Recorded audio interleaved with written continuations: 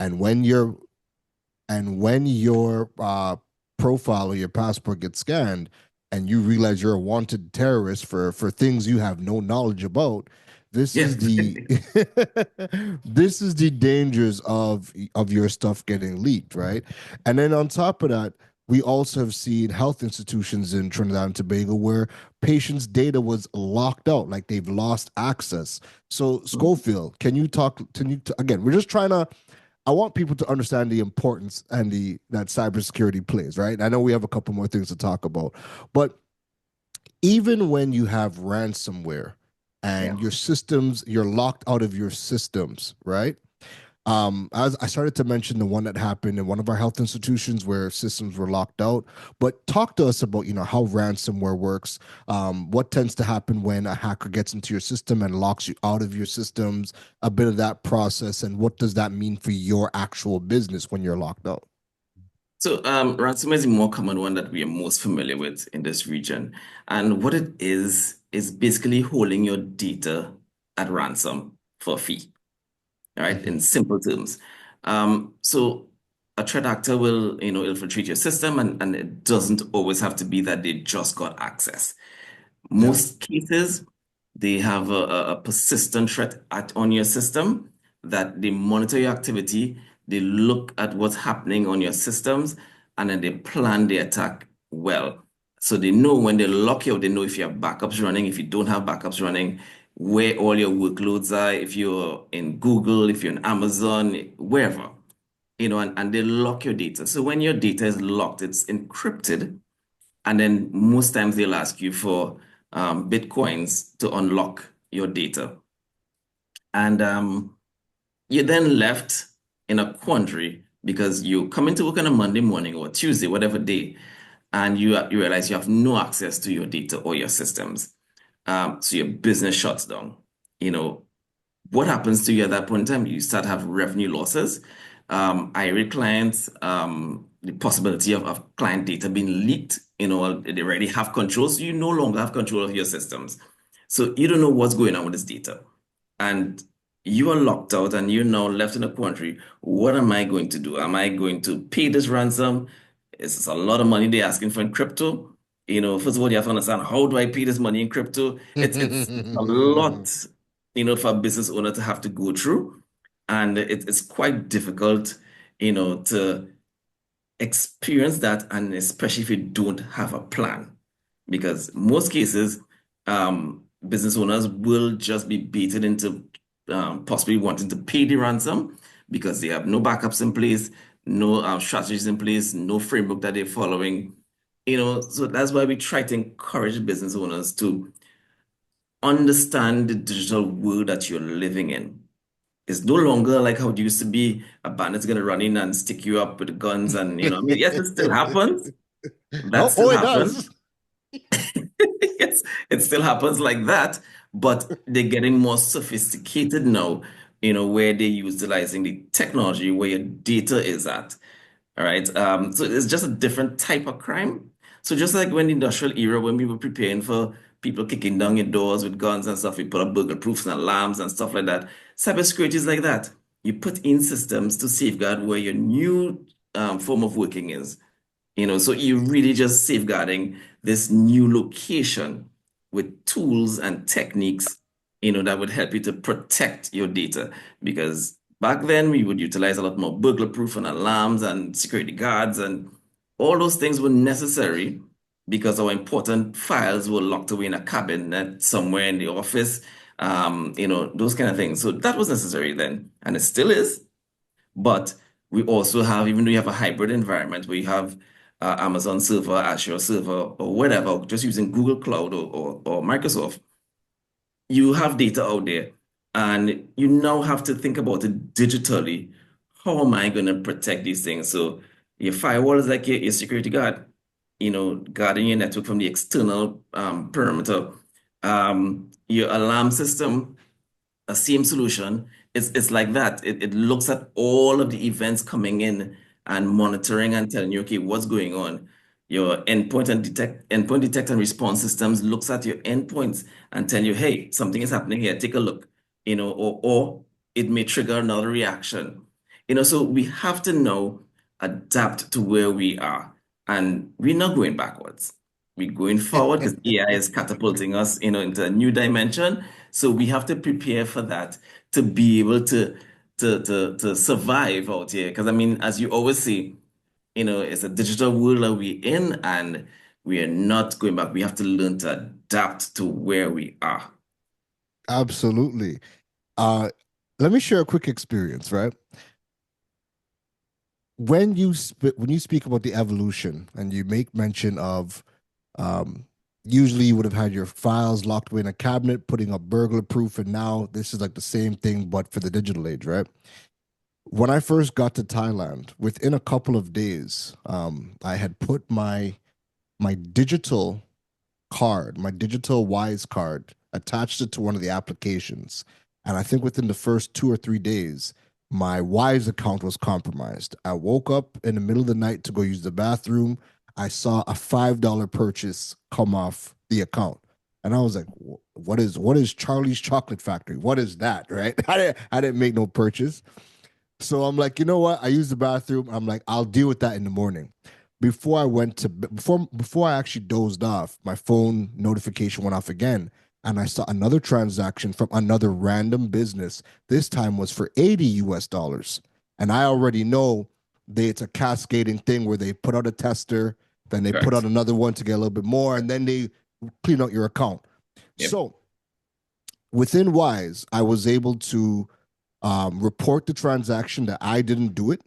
They then froze the digital card, right? Mhm. Within 24 hours, the money was refunded back to the account, and they deleted the old digital card that was compromised. And I was given a brand new digital card to just download and add back. And I've been fine ever since.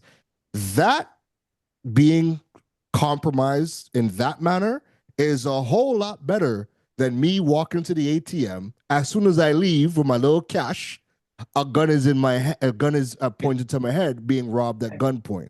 So even though the crime is different, people, right? Digital crime versus in person, you could always get your money back. And all of these things, when it comes to cybersecurity and data protection, these things need to be put in place, because if those things weren't put in place for Wise, I would not have been able to get my money back within 24 hours. And again, security mechanism was a digital credit card. So this wasn't like a physical credit card. Because when you travel with the physical card, if that gets eaten by the ATM or if that gets compromised, that card is dead. And then you're in another Yeah. country and you don't have the physical card. But the Mhm. digital cards you can re-download. So all of these are security measures in navigating the digital world. I know you have something to add on that because I Yeah. already see the light bulbs going off. I mean, so like what you just described there. So for that to be possible, WISE would have had to have procedures, predefined procedures in place and systems in place to take care of a threat like that. If they didn't, then they're going to be scrambling. Okay, Karen has a compromise. What do we do? Who do we call? You don't want to be like that in a situation. You have to prepare. It's just like when you prepare for fire drills, it's just like that. You have to know in the event of an emergency, what do I do? So in the event of a compromise, that's why you have practice and procedures that you follow. And you execute them from time to time, to ensure that you understand what needs to happen. All right. Another simple one that we look at now. So everybody's buying new cars in Trinidad and Tobago. I mean, if you look at the streets, it's PEG, PEH, PEF, but we're not understanding now, yes, we're buying these newer vehicles. They no longer have this physical key, keyless entry. But there Mm. is some security guards that you need to put around that. Because I was just recently looking, there's no for the keychain, for the remote, I forget what they call it. They now have these RF blocking signals, cases for them. Because you put your key, in your key rack or wherever you put it at your home, somebody comes with a laptop, intercept that signal between your car and your key fob, and they could go into your car quite easily without even Wow. interfacing with you. And I mean, we've seen it happen already, without even having to, hold you up and jack you up, because your car is constantly pinging your remote to make sure that there's a communication and it can reach it. So they intercept that signal that goes between your car and your remote, and then they hijack your car. Well, jumpstart your car, I should say, or start your car, and then go with your car.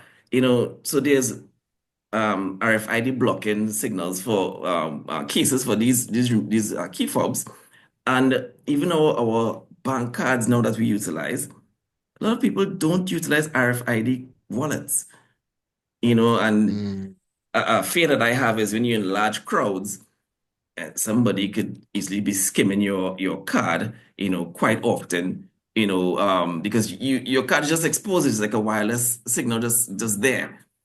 So these are the little things. Yes, they're convenient, but we have to understand there are rules and procedures and practices that go along with utilizing these new systems and new technology. I mean, I'm sure our parents or grandparents went through that when they went from horse to automobiles, and of it's the course. same thing. The same thing. We just have to keep transitioning, and understand what is there and what was required to operate in a system like this. Absolutely. And I mean, you made a very good point about, the RFID wallets that are blocking your bank cards and credit cards from being copied. Honestly, this is why now I just have everything digital. All of my cards are all digital, all on my phone, and my wallet, I don't even bring my wallet half the time anywhere now because everything, even when they ask you for ID, I'm usually just showing a picture or a scan of on the phone and whatnot. That being said, that's a great segue into talking to us about having a cybersecurity blueprint. Talk to us about how do we go about building that cybersecurity blueprint for our business. All right, so the cybersecurity blueprint is really us understanding, first of all, identifying what it is you're trying to protect, right? As I like to call them, what are your crown jewels? What are you trying to protect? Your servers, your workloads, your data, and what is mission critical to your business? What can you not do without? What is your recovery time objectives for different systems? And based on that, you deploy technology to support that. So you also have to understand as a business, how long can I afford to be down? Is it 2 hours? Is it 4 hours, 6 hours, without any major disruption? And if it is your answer to that is 4 hours, you need to configure and deploy technology that would support that, a 4 hour time span. Because what we see a lot is misconfigurations. You say, okay, I cannot be down for more than 4 hours, but then you're deploying technology that will get you back up in 8. It don't work Mm-hmm. like that. And there's just a Mm-hmm. mismatch in configuration right there.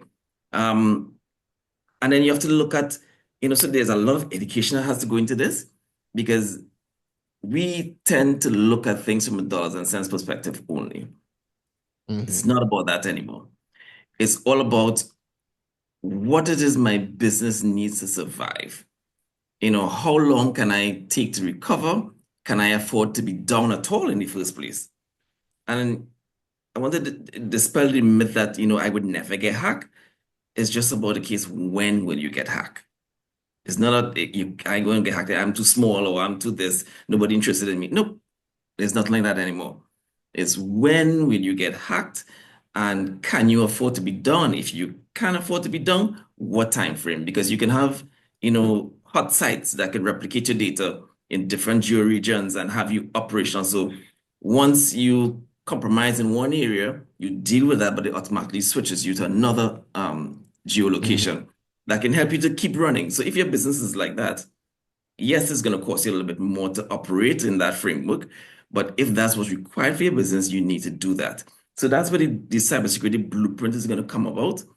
Understanding my business, understanding what my business requires to survive and to thrive, and then matching that deployment. And again, it's going to be over a period of time. You know, Mm-hmm. if you have deep pockets and you can do it one after the other, great. But what we've noticed is that a lot of businesses, they need to digest this information over a period, put in the different building blocks as they go along the way. So that's what the blueprint is, just really a roadmap in how you're going to deploy technology for cybersecurity in your business. Now, one of the easiest ways to break into businesses digitally isn't even through technology. It's through social engineering and Yeah. phishing attacks and whatnot.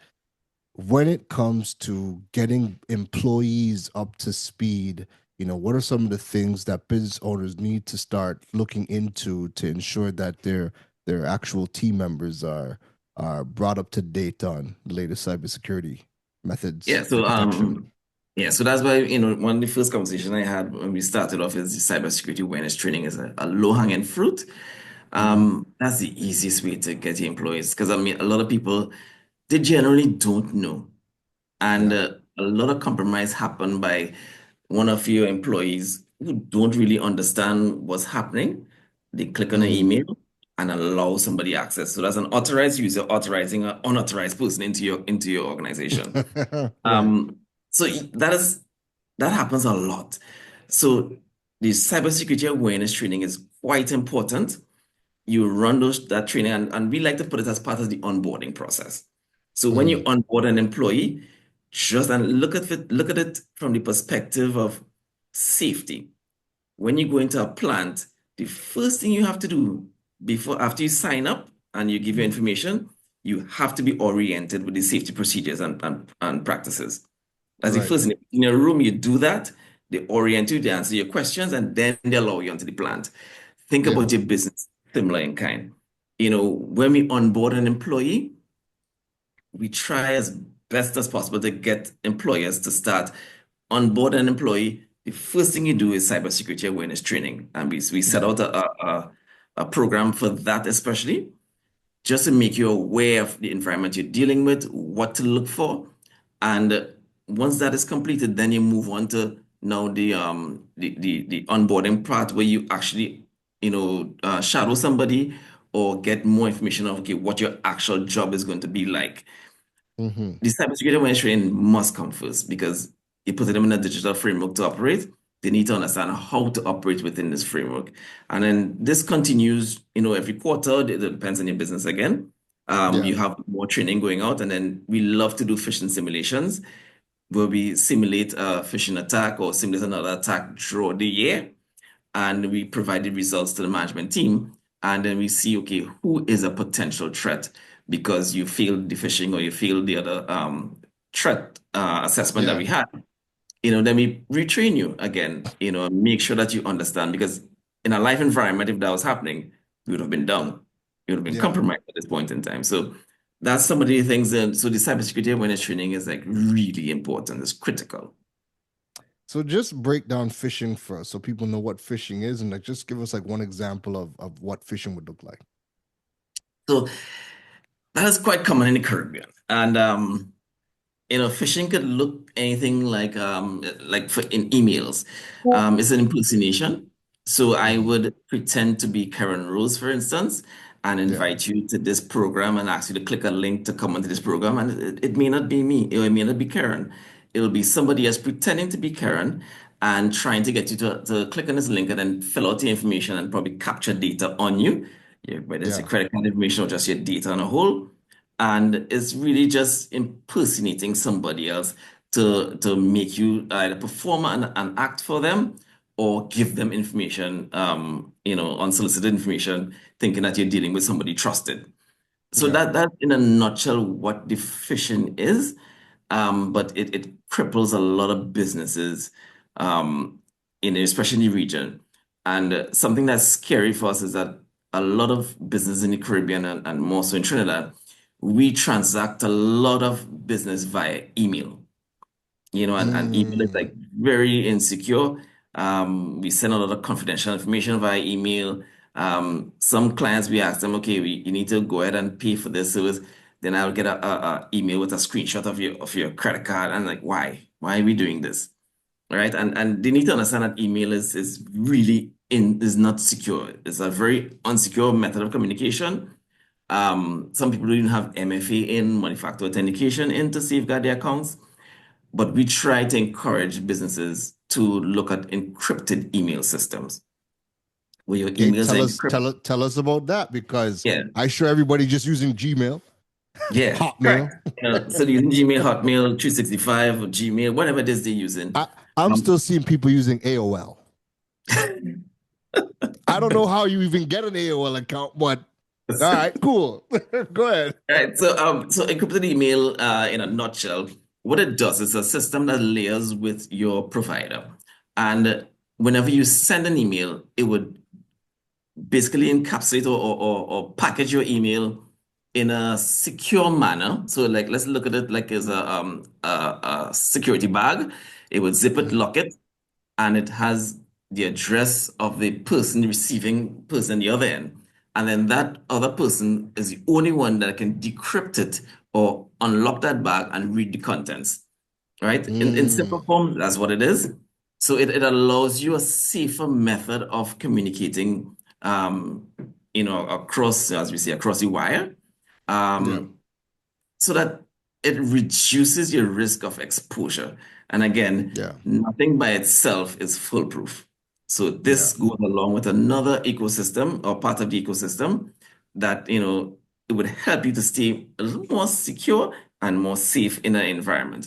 So don't just look at encrypted email as the solution for everything, Yeah. but it really helps because we communicate a lot, and I've seen it. We communicate a lot of information, quotes and personal information via email, and that is like really scary. All right. So my final question for you is 2025, what should businesses give us that starting point again as to where businesses need to start when it comes to cybersecurity? Yeah, give us that starting point for those that are now tuning in so that they can get protected for start of the year. So first things first, have the conversation with your technology people, Hmm. um, and just ask this simple question: if we get compromised today, what do we do next? And Hmm. I guarantee you it's gonna be an eye opener, or you may be pleased, because your technology team may have it all sorted out and all figured out. Yeah, But just ask that question, and just as a layman, because you're not into technology, you say, hey, what if I get up tomorrow morning and I come into work and I can't access the system and everything is down, we have a ransomware attack. What do we do next? yeah. If that's a fumble, then you have a problem. Mm, Right? So that is something that you should have mapped out, this is what's going to happen in the event of this. They should be able to answer and say, okay, we do this, we do that. And then you need to have, what we call toolbox sessions, tabletop sessions, sorry, where yeah, you actually speak these things out. And then the key persons who are involved in the process need to be at the table, to mm, discuss, okay, what happens. So just not going to be between technology and the CEO or the managing director. That doesn't yeah, help. It has to yeah, be, the key personnel who are involved. Let's do that tabletop exercise, understand what is going on, understand what my role is. So then I would know, hey, after this happens, I need to call Karen so Karen could do this other part. And then Karen know yeah. that if that happens, you need to call Mark and Mark will do something else. So we have to have that understanding and the know-how. So when you're in a situation, it's just, as they say, muscle memory, and you go. It's just like fire drills, in emergency, you just act because you already know what's supposed to happen. Before we wrap, final question. What about the small businesses that, only have Google Drive, Microsoft OneDrive, something, just or social media? What type of protection should they be looking at? Right, so companies like that, so there are a number of tools, so they're flexible. So there are online tools that can actually manage these things for you. If you're Yeah, if you're that small and budget may be an issue, but again, talk to a consultant, a cybersecurity consultant. They can guide you into. I don't want to just recommend and prescribe something yeah, yeah, blanket. yeah, yeah. But for companies like that, there are special systems that you can utilize to safeguard your business that may give you somewhat of a hands-off approach, but provide you the security that you need. But again, speak to your trusted consultant, your cybersecurity consultant, and they will be able to guide you once they get an understanding of your business. And they should be looking into cybersecurity solutions. They must be looking into cybersecurity solutions. Perfect. Schofield, where can people find you and 800 Tech? All right, so we're on all the well, not all the socials. We're on LinkedIn, especially Facebook, and you can also call us at 223-8324 and www.800-tech.com. and we'd be happy to help you. Perfect. Schofield, thank you for taking the time and joining us on Digital World. Always a pleasure talking to you. Thank you, Karen, and lovely program. Thank you. Definitely got to bring him back, ladies and gentlemen. That was Schofield Thomas from 800 Tech. I hope you took your notes. I hope you're going to be taking a look at your cybersecurity situation this year because again, we have had many high profile cybersecurity breaches, cybersecurity data dumps in the past 2 years, and I don't think enough has been done to really shore things up. Or at least we haven't had the type of conversations we've needed to have since a lot of these high profile dumps have been happening. Because again, people's information has been leaked. Who knows what has happened? And are we even keeping track of any of the fallouts? Like, I would love to hear about if any negative situations has happened with people's information getting dumped online. Because again, it's been about 2 years since the first high profile one that happened in Trinidad and Tobago, right? And I mean, there was many more before that, but again, 2 years ago when one of our telcos got breached, that was probably the most high profile and publicized one, and that really kind of started to kickstart the conversation a bit. But since then, it's been kind of quiet. Anywho, let's go take a break. We're gonna pay some bills.